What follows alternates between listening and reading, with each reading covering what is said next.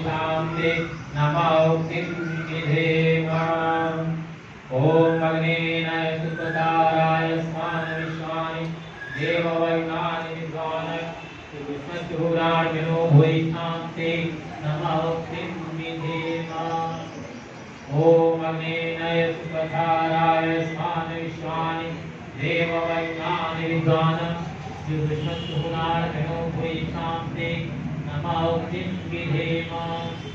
ओम अग्नेनाय सुपताराय स्मान विश्वानि देववैनानि विद्वान् विष्णुराजनो भुवि शांति नमोक्तिं विधेम।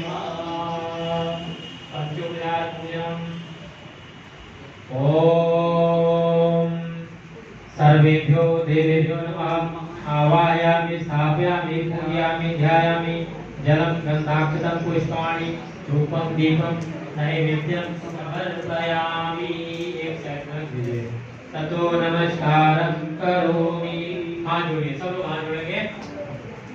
ओम नमो स्वरंताय सहस्रमूर्तये सहस्रपादा शिशिरोरुबावहे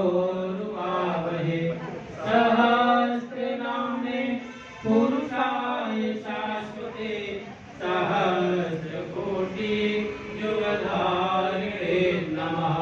सहस्रकोटि युगधारिणे नमः। इनके माता पिता हैं क्या? हाँ, माता पिता